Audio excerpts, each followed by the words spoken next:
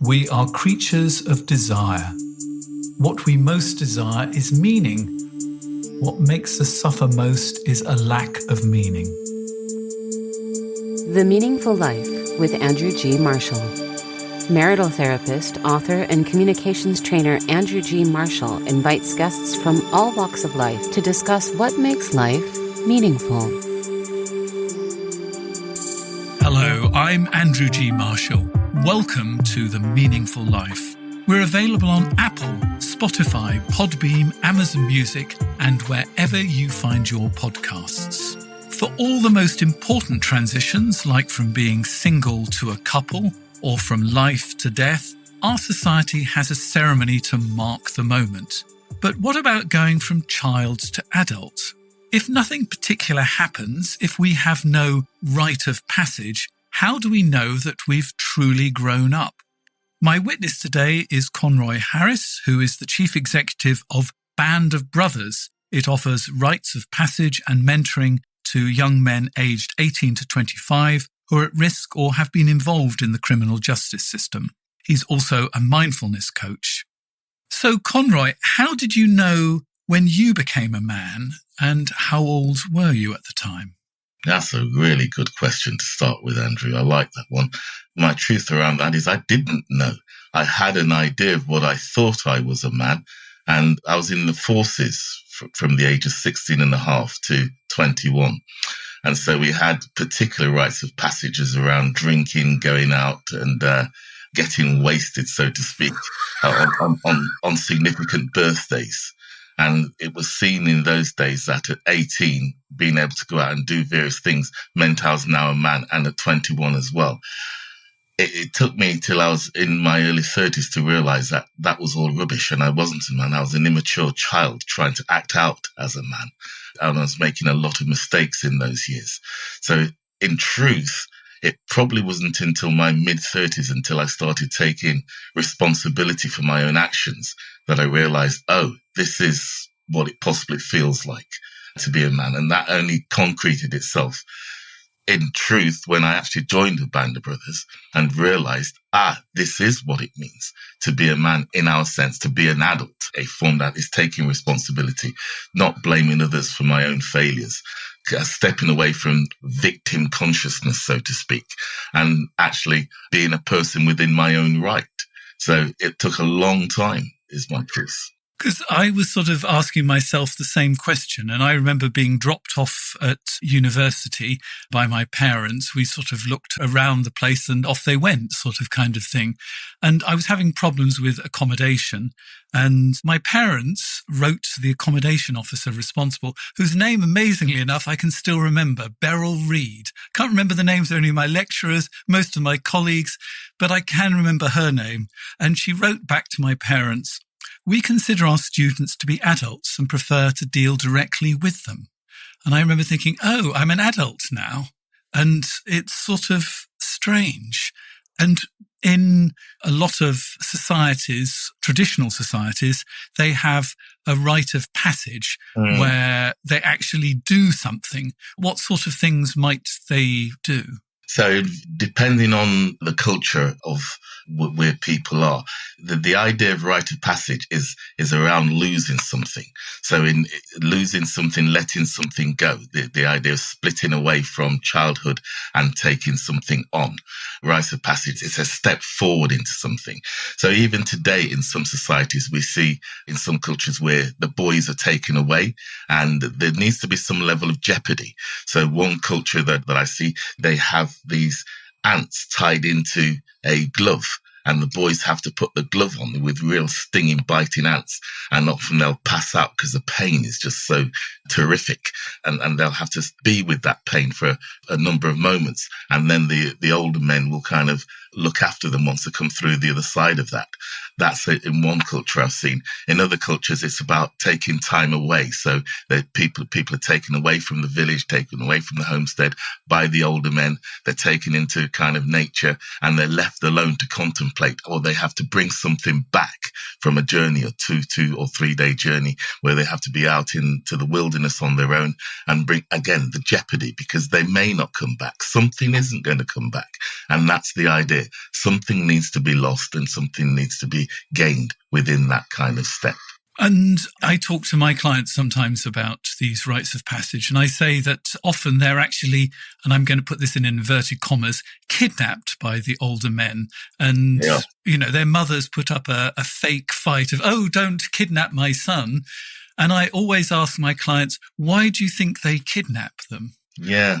And the answer is, actually, when you've got the comfort of your mother's hearth, with lots of meals and, lots of TLC, would you voluntarily leave that? Some boys will, they want to go off and explore the world, but it's very easy to stay there in that comfortable place. That's sort of why you need to be kidnapped.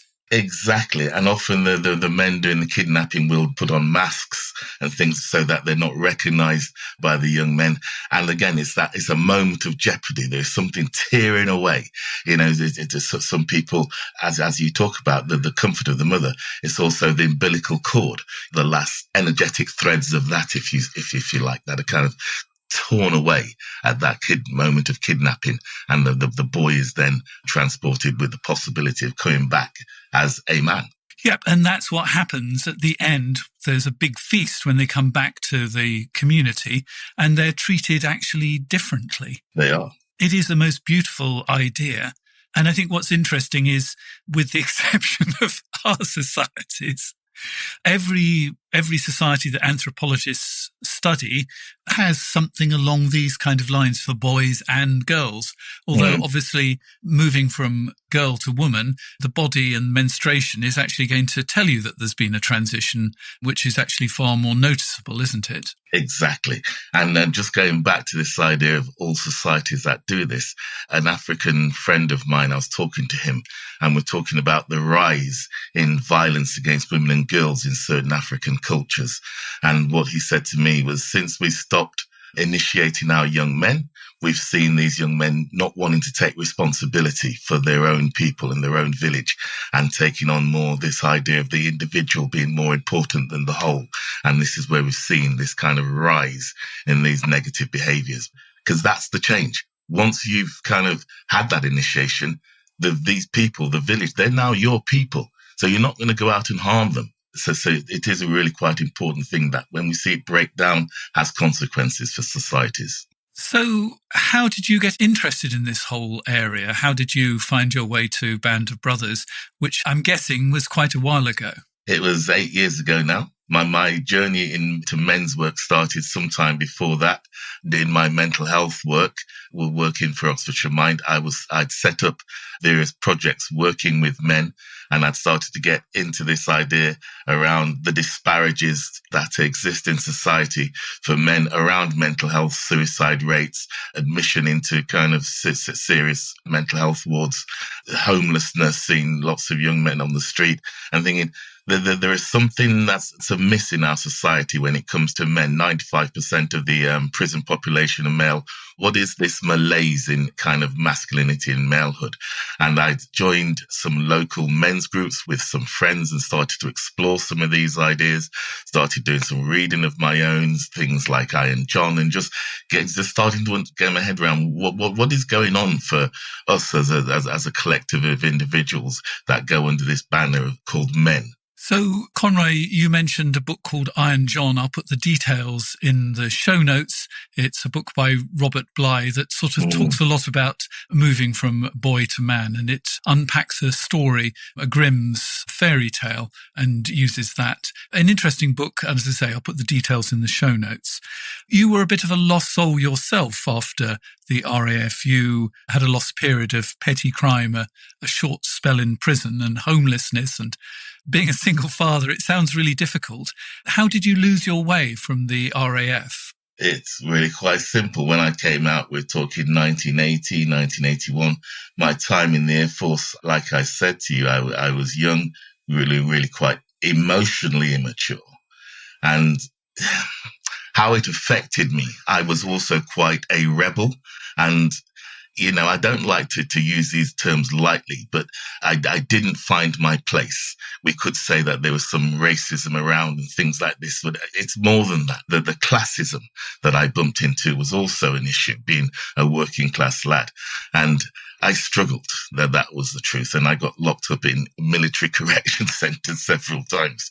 And I didn't find my place. So this idea that I was somehow not part of society became ingrained in me. So when I left the Air Force, I started squatting with some friends because there was nowhere for me to go. My father had said to me, if you leave the Air Force, you're not welcome home. And I took him at his word. And so I just went onto the streets. And eventually that led into me going into some real negative behaviors, squatting, petty crime, drug dealing, and just living quite an itinerant lifestyle for some years. So what was the turning point? Just as you mentioned there, Andrew, it was my children that when their mother became seriously ill with mental health issues and was sectioned, and my two children had to come and live with me because that was what social services did, that it was almost like a road to Damascus moment, epiphany. Wow, you're going to have to change your ways. You cannot have these children see this as your lifestyle. Something has to change from this moment. And it's almost like I woke up and a kind of veil came off my eyes and I thought, right, time to actually get serious about life. And how old were your children at that point? My son was my second son. He was 7 and my daughter was 4. Wow. So where did you go? What was your first step? The veil came off. I was living in a bus at the time. I was living in a bus at the back of a farm and just having a real difficult time. My mental health wasn't that great at that time. And everything was falling to pieces around me. And it's interesting, as I took on the children, I'll never forget, it was just before Christmas. My brother came all the way down from Nottingham, picked us up, and we went to Nottingham and had a family Christmas. And by the time I come back, social services had sorted out a bed and breakfast for me and the children. So I had a B&B. I'd started to claim for me and the children, and it kind of just went from there. Then the next step was about 6 months later, as things settled, a friend came and says, well, I see you're a mouthy type person. I've been on the end of your mouth and you like sticking up for yourself. How about using those skills and becoming and volunteering in the mental health world to become and do some advocacy? And I was like, you know what? I've got time on my hands. I'm a kind of single dad now. I pick up the children. We go home. We cook and we read stories. I have time during the day to go and test this out. And that's what happened then. The next step was I went to Ruskin University for people in Oxford, which gave grants for people who had poor education. And I went and did a kind of certificate in education for a year. And it was the first time at the age of 33, someone told me I had kind of potential to do something with my mind. That was the first time I actually felt as though I was worth something, interestingly. And hearing your story, it sounds like sort of, how shall I put it, sort of impromptu mentoring actually was incredibly important. That person who said, look, you're mouthy, you could do this. And, you did it as a volunteer, but that was a form of mentoring. Your brother coming and sort of giving you that sort of break away from your house to be able to look at your life through a slightly different lens and just sort of relax a little bit. Because, having 2 children on a bus sounds really difficult. It was freezing, Andrew. It was awful. Yeah. So tell me about how mentoring works then in Band of Brothers. So just going back to what you said then before I go forward, yes, there was a lot of impromptu mentoring. When I was at Ruskin, one of the tutors kind of saw something in me and mentored me and helped me along the way as I struggled to actually do assignments and things in mental health matters. I was taken under the wing of kind of people who'd been around a lot longer and shown the ropes and again, mentored into how to be an advocate. In a Band of Brothers, it works very specifically around we train these men. A lot of men do have time. There's a bit of a myth around in society at the moment that men don't want to give anything back, that men just want to take. Actually, that's not been our experience. Men do want to do something in their communities. Men do want to help bring some sense of balance to what they see as what's going wrong. They just don't know where to go. They don't know how to do that. What a Band of Brothers offers is a vehicle for that community mentoring to come in and be part of something that helps change things within your society.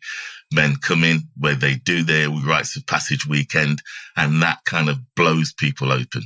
It's not a Bear Grylls weekend where we light fires and, hunt things down and, be all tough and macho.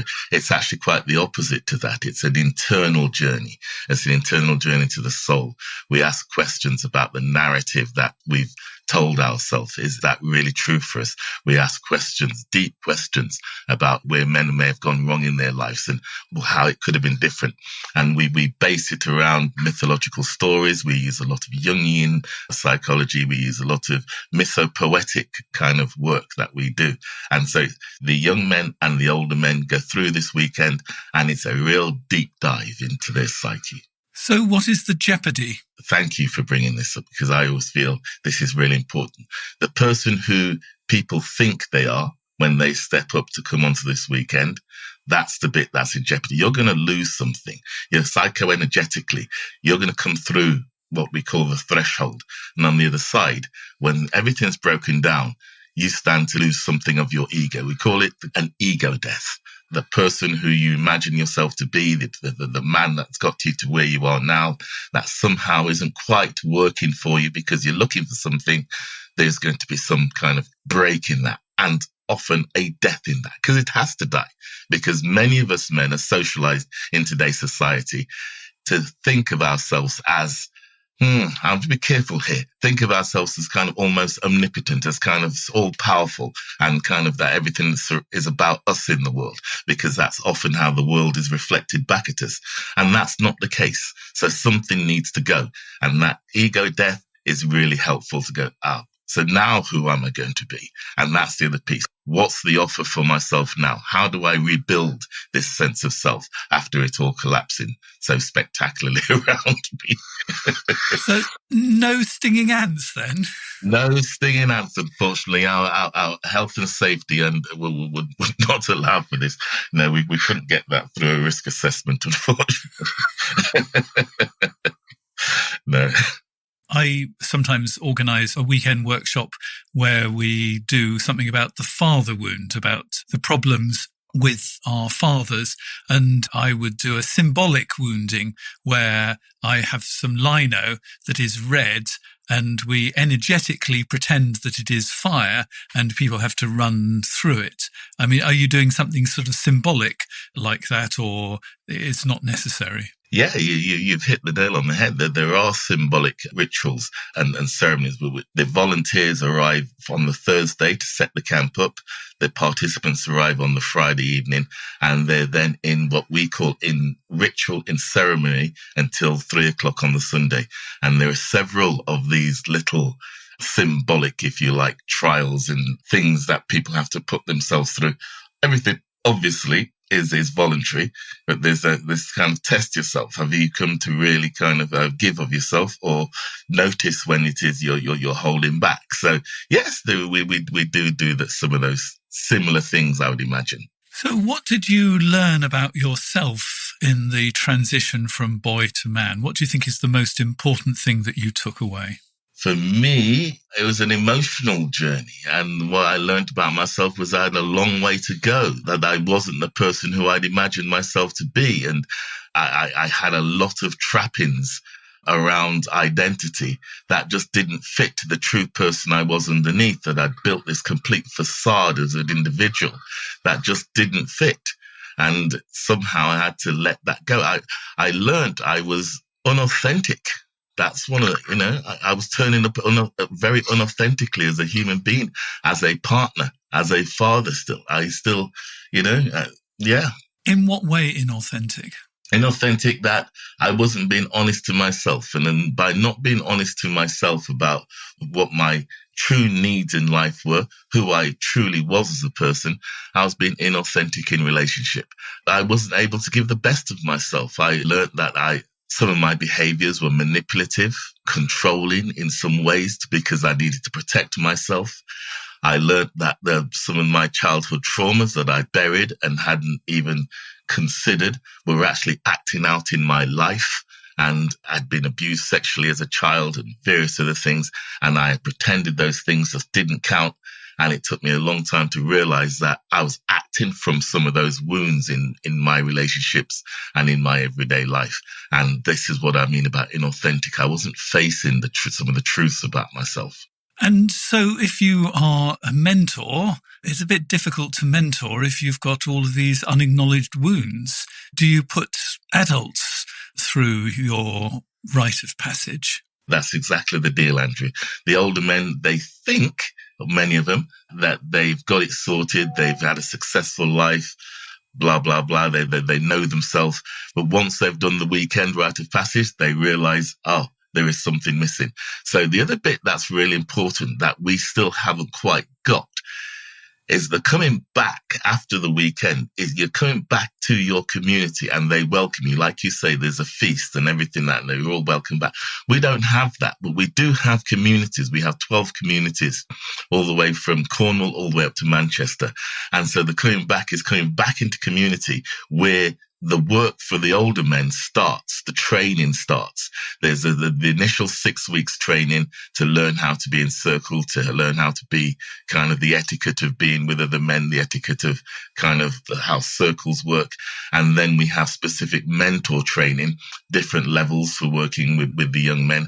So anyone who thinks they're complete, there's still a journey to go. And this is what our training is designed, because the young men, as you probably are aware, people who live with trauma, people who live with that level of distress within their world, people in the mental health world, I often found this, they can see through BS really quickly. If you're not being authentic, if you're not being real, they see it straight away. There is no kind of game playing with people who are that wounded living life. So the older men have to find a way to become much more authentic so the young men can look in their eyes and go, yes, there's something there about you that I can see is worth me sticking around for. Because without that, it wouldn't work at all. Wow, that seems sort of, I think the word I'm going to use is frightening. You know what, Andrew, I'm glad you used such a term, because what we face today in our society is frightening. When we look at the kind of fracture within our structures, when we look at so many of our institutions that are failing and breaking, who would have thought when we were young men? I would have thought, because from the background, but who would have thought that the police, the Met Police and all these institutions would be so fragile as to how they support us within our societies, mental health services breaking down, politicians, the internet. It's like there's so many. When I say the internet, a lot of young men go to the internet for their information, so they don't look to mainstream media. And that within itself is frightening. So they're taking on ideas from various internet influencers and all sorts of people that's influencing how they are in the world. So yes, and when we see what's going on the streets, the levels of violence that young men are committing towards each other and towards the rest of us, when we see this level of fracture, it is frightening. So unless people are prepared to take on that journey and look at the fear within themselves to be able to stand up, then they're not taking this seriously. That's the way I see this. So if somebody listening to this is a man and they're thinking, I might be chronologically a man. They might be like you. They've gone into the RAF. I mean, if you're going to fight for your country, you must be a man. If you're married and you pay your taxes and you have children, I mean, you must be a man. But I like your wit, sir.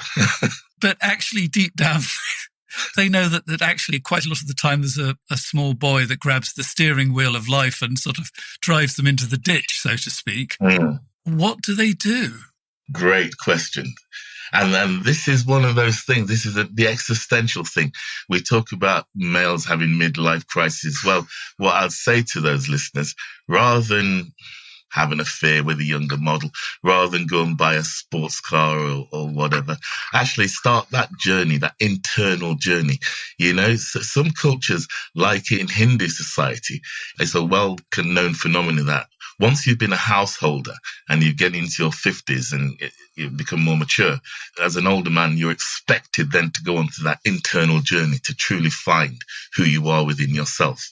Our culture doesn't quite mirror that. What we do is we have men fall apart. We have the heartbreak of the midlife crisis, and then many men have strokes and heart attacks and kind of wither into the background once their career starts to be not so significant, and you know they're not seen as important in society. So what I say to you is, no, this is the time for that next rite of passage, for that next step up into the next place, into elderhood. We are required. One of the shortfalls of our society is a lack of elders. We have older people, we have very few elders. And we like to call our people elders in training. That's what I'm an elder in training. Society needs us to hold the frame of what's going on. So unless we do that work, that internal work that is required for us to make that step, then we just will become old people who wither away, and our care homes are full of them. So actually, becoming an elder is a topic I have covered on this podcast. So I'll put that one in the show notes as well. Connie Zweig is the Jungian therapist who talks about that. So how do we do this internal work? Because, I mean, to be perfectly honest, there are some therapists like myself who would be perfectly happy to talk to you about how to move into this elderhood, particularly if you look for some kind of depth psychology. That will be covered in it as well.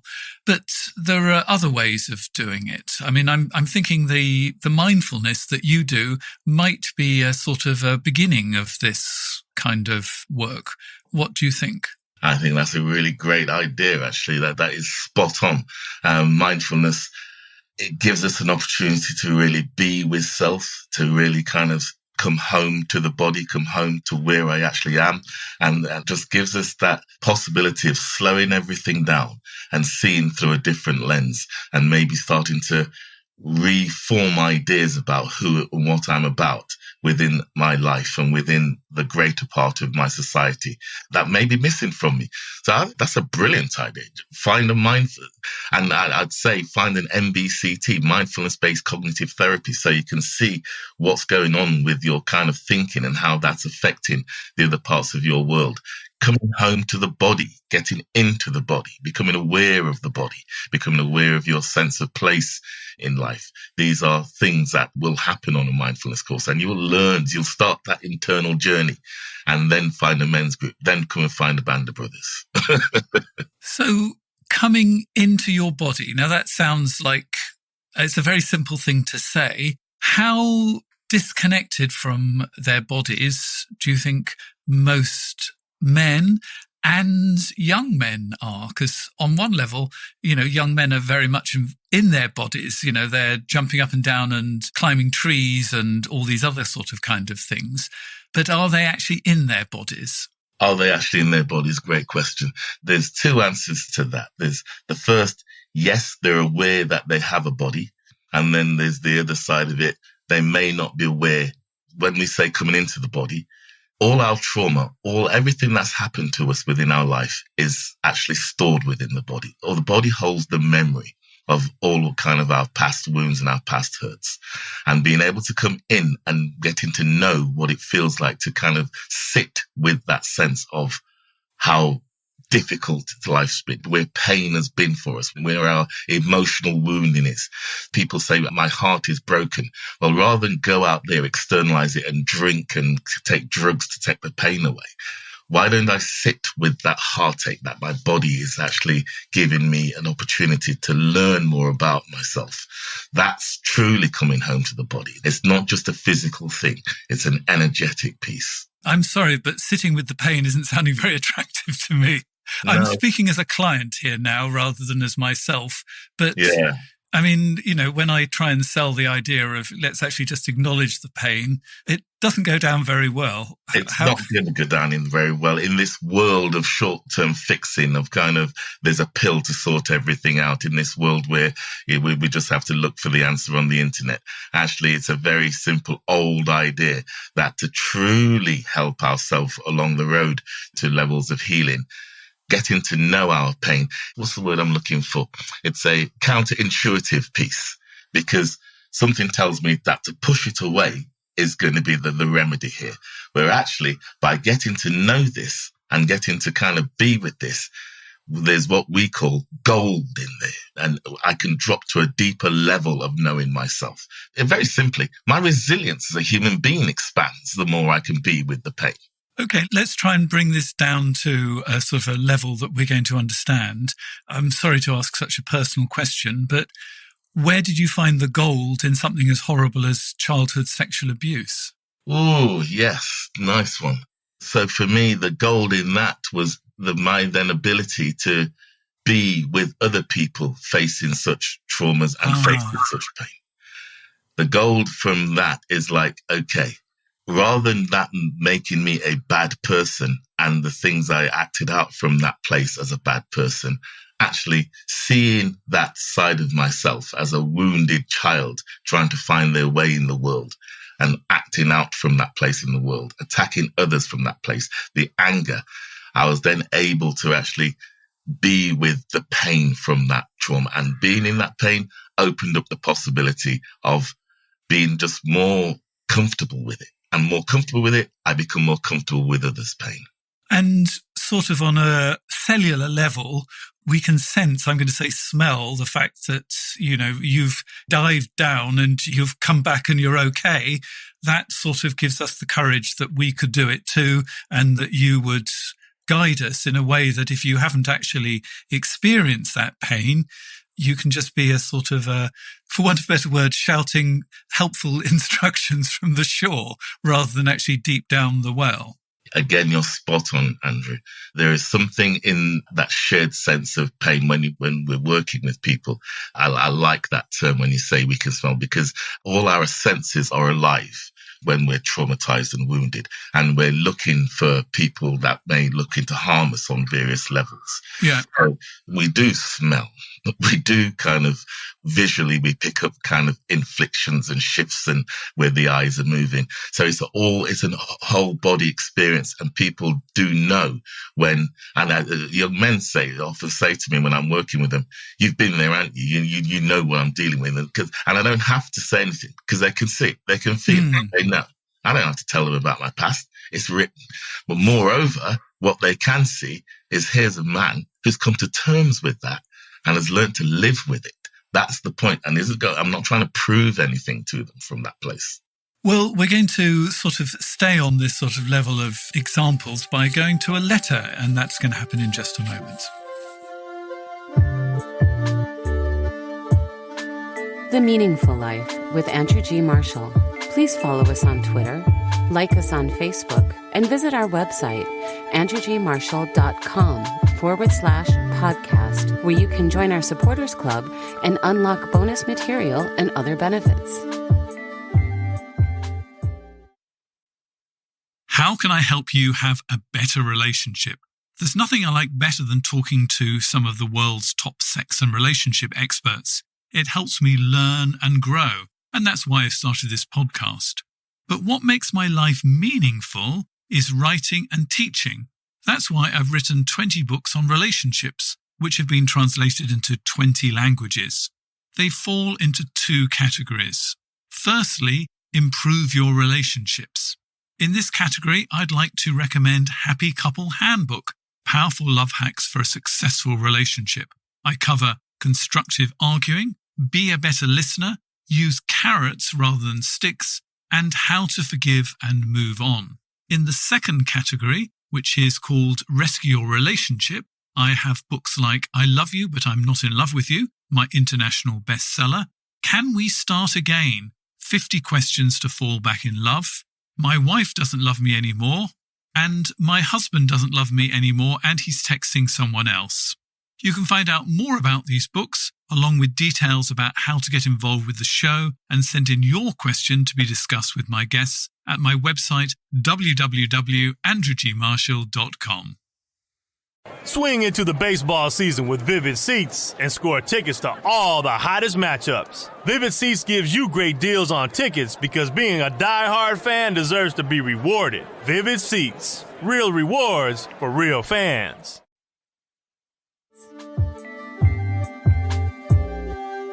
If you'd like to dive deeper into the meaningful life, there's all sorts of ways of doing it. You can become a supporter and you can get the extra bonus material that comes along with every edition. I'll tell you more about that. You can also get my newsletter and you can write into us. The gateway to all of these, we're talking rituals, so the threshold for all of these is my website, www.andrewgmarshall.com. Go to podcasts. You'll find a way to sign up for the newsletter, which comes through Substack. You'll also be able to write a letter to us, and this is one that's come in. I was brought up to be active, work through my to-do list, and only rest when I'm shattered. I play tennis and golf, and I'd normally do a park run most Saturdays. The problem is I've been ordered to stop. Now I'm in my mid-50s and my knee doesn't recover as quickly as it used to. My physio says I have to rest it.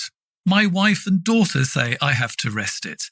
I know I have to rest it and take things easy for at least the next 3 months. Except I'm short-tempered. I fly off the handle over the smallest of things and I'm not nice to know. I had a row with the neighbours about inconsiderate parking, and where I normally would have run all the thoughts out of my mind, they're left bouncing around getting angrier and angrier. I don't know how to describe how I'm feeling. Stupid? Certainly. Sometimes pathetic. At other times, I feel sorry for myself, like I have the weight of the world on my shoulders. But now I think I'm exaggerating. How do I make it through this downtime without killing someone or at very least punching them? Yeah, my heart goes out to this individual hearing that, because this is classic stuff, really. Socialize into doing, making things happen, being a force in the world. And then when that starts being taken away from us, then the true sense of self starts to come from underneath. And yeah, I feel for this gentleman. And what I'd say to you is, there needs to be a way that you can learn to have some compassion for that part of you that's really angry and upset with the world. And again, it's come up in this podcast. We've spoke about it. The anxiety and stresses that you're feeling there is right on the edge of what I'd call mild mental health issues. And I would say to you that this is time to go and find some help, go and find some work, find a therapist to work with, go and find a mindfulness class to work with, and start to bring home this idea that, guess what? It is time to slow down. And the slowing down is where you're going to find some truths for yourself about who you actually are in the world. Some goals. It's the gift. I didn't want to say it again, but it is the goal. This is I read it in one of your pieces somewhere, Andrew. This is an opportunity for this gentleman to see himself in the world differently. So the word that really interested me that you used was you need to find some compassion for yourself. So where do we start finding compassion for ourselves? Or where does this man start with finding some compassion for himself? By taking what's going on for him seriously and starting to say, I matter to himself. I actually matter. And these things, this anger that comes up inside of me, that's my internal self going, it's calling out to you, sir. It's saying, come and pay some attention to me.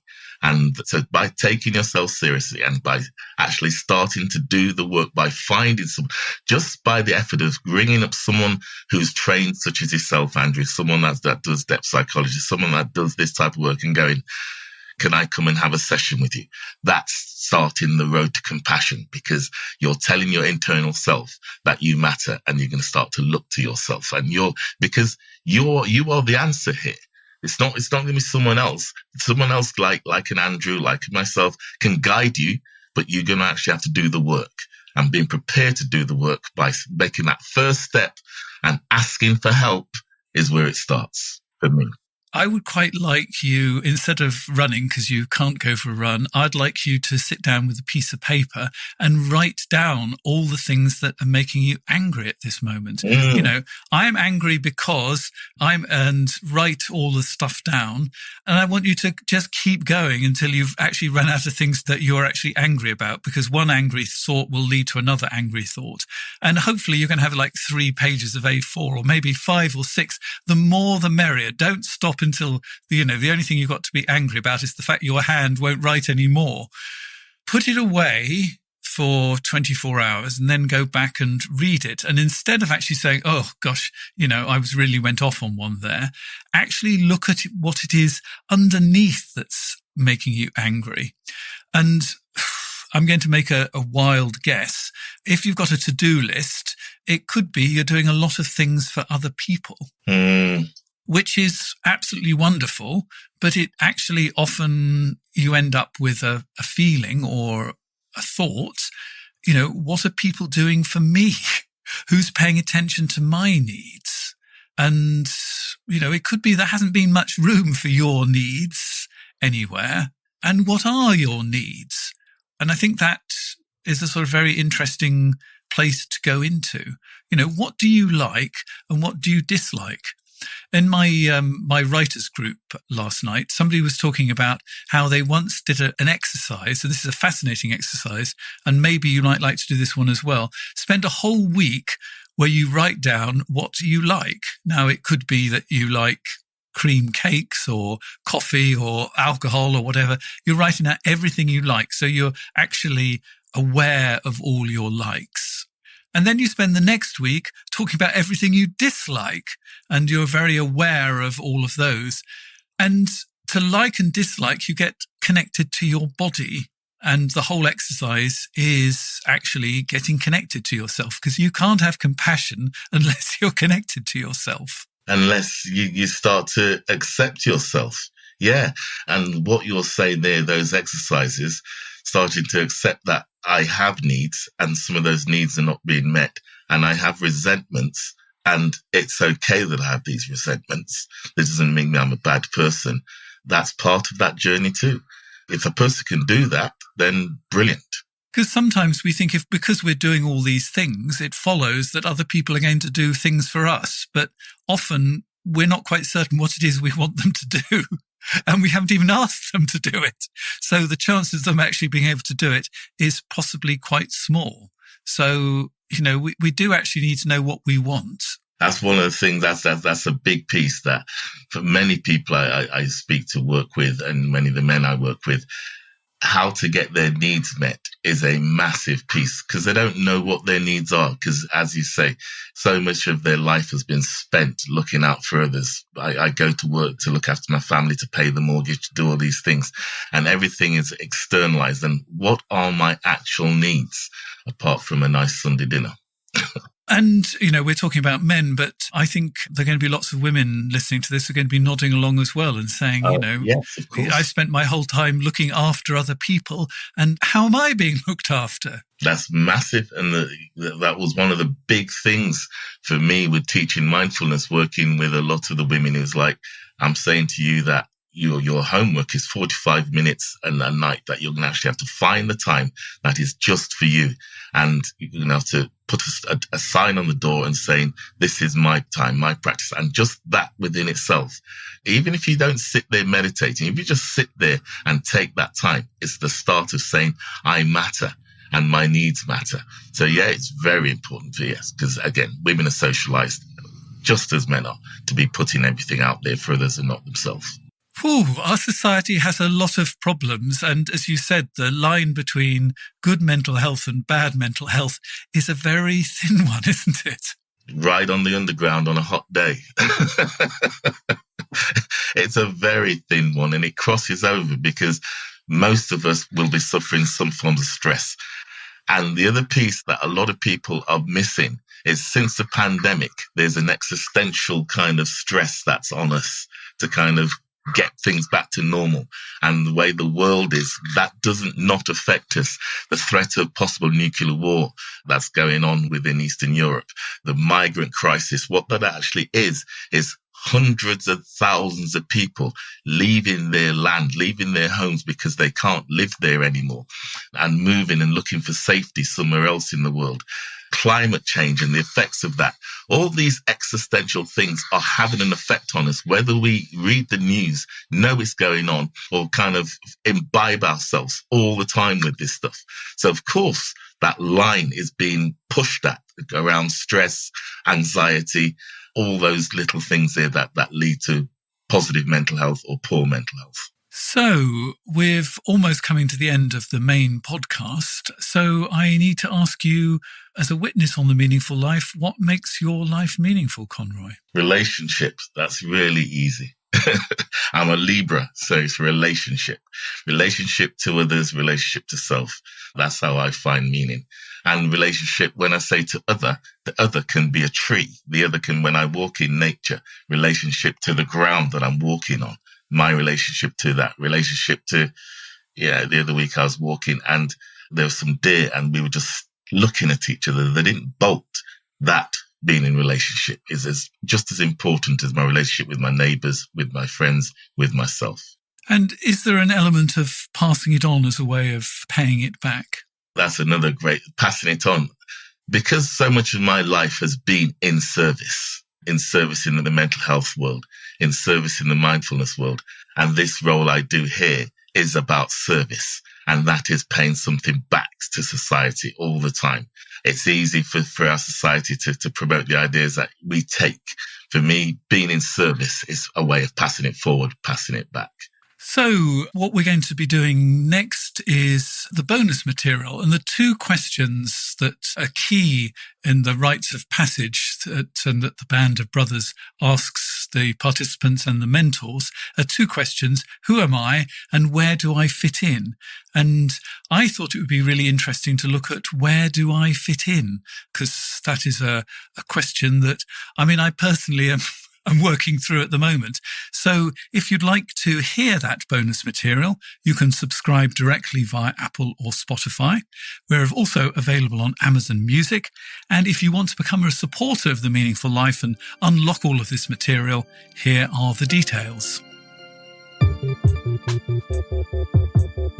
You've been listening to The Meaningful Life with Andrew G. Marshall. You can follow Andrew on Twitter, like him on Facebook, and please leave a review wherever you consume your podcasts. Making, editing, and distributing The Meaningful Life comes with substantial costs, and we'd like to ask for your help. Visit our website, andrewgmarshall.com/podcast, where you can join our supporters club and unlock bonus material for every program, send in a letter to be discussed by Andrew and his guests, and join a community of other people seeking to make their life meaningful. At the gold level, you get even more benefits.